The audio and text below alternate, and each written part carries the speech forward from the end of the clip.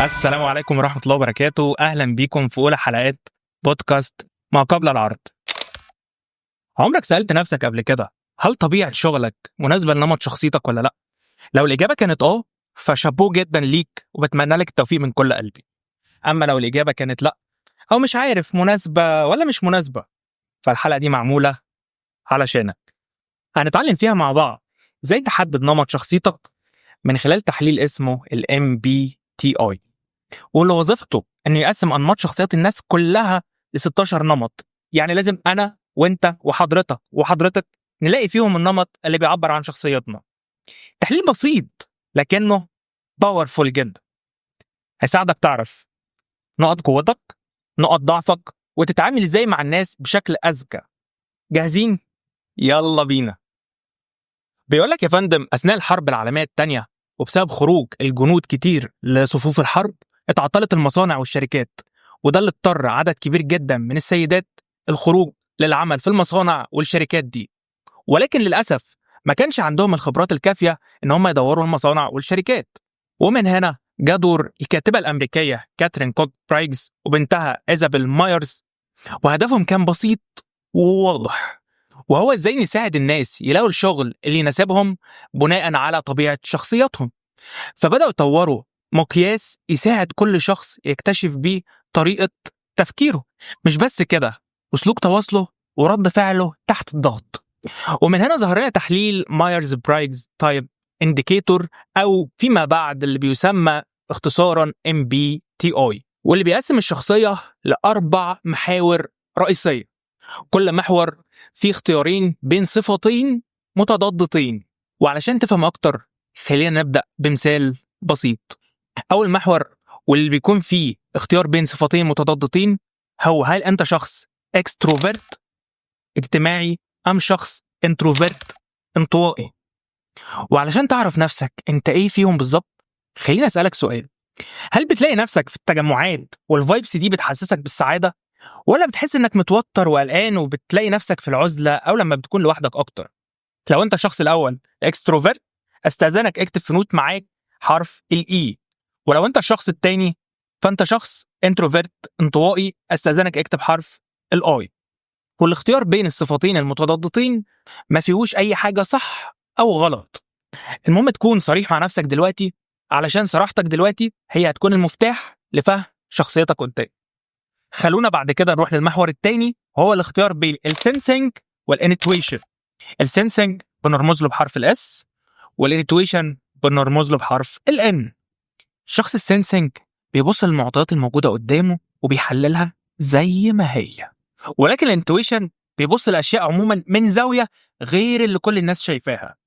وأقرب مثال بيوضح الفرق بين الحالتين هو موقف حصل قدامي في ميتنج من 4 سنين، ولكن الموقف ده بيظل حاضر في ذهني كل ما اجي اشرح الفرق بين السنسنج والانتويشن.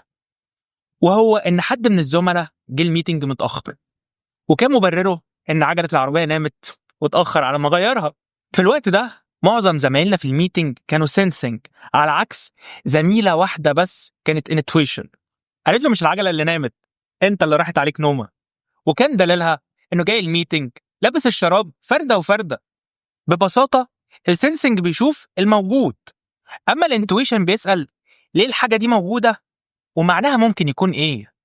فده اللي بيخلي الانتويشن يظهر وكأنه بيفكر بطريقة مختلفة أو عنده بعد تاني في نظرته للأمور. فلو أنت انتويشن اكتب في النوت حرف ال N، ولو أنت سنسنج اكتب ال S. بعد كده ننتقل للمحور الثالث، وهو الاختيار بين الشخصية الثينكينج والشخصية الفيلينج. خلونا نضرب مثال.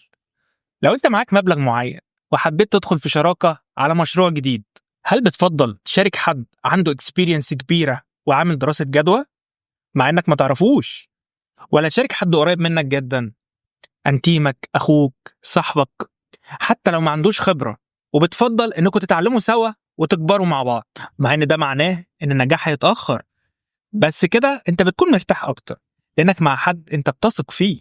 لو انت الحد ده فاختار حرف الاف لانك فيلينج، ولو انت الشخص التاني اللي بيميل للعقل فاختار حرف التي لانك thinking. ونوصل لآخر محور معانا، المحور الرابع، والصفتين اللي فيه هي الجادجنج البرسيفنج. هل انت شخص صارم ام شخص مرن؟ خلونا نضرب مثال على هيئة سؤال بسيط. انت شخص عندك سفرية مهمة اخر الاسبوع، هل بتميل انك ترتب شنطتك من بدري كل حاجة فيها تكون جاهزة متستفة، ولا بتيجي قبل السفر على طول تجهز الشنطة اعتمادا على انك شخص شاطر وتقدر تنجزها بسرعة؟ لو انت الشخص ده تبقى برسيفنج واختار حرف البي. اما لو انت الشخص اللي بيرتب حاجته قبلها بكتير، بيهتم بمواعيده بالدقيقة والثانية، فطبعا شخصيتك جادجينج. اكتب حرف الجي. ولو لسه برضو مش عارف تحدد انت جادجينج ولا برسيفنج، خلينا ناخد مثال تاني. لو اتفقت مع اصحابك تروح تحضروا كورس معين كلكم انترستد بيه، وخلاص حجزتوه وقبل ميعاد الكورس بساعة لقيت صحابك بيكلموك انهم هيكنسلوا حجزهم ويحجزوا في كورس تاني، انت لو فضلت متمسك انك تروح الكورس ده حتى لو لوحدك فانت شخص جادجينج. ولكن لو هتشفت للكورس التاني معاهم فانت شخص مرن perceiving. ودلوقتي كده انتهينا من الاربع محاور ووصلنا للنقطة دي. كل واحد فيكم معاه 4 حروف بيمثلوا نمطه، وده فك شفرة شخصيتك.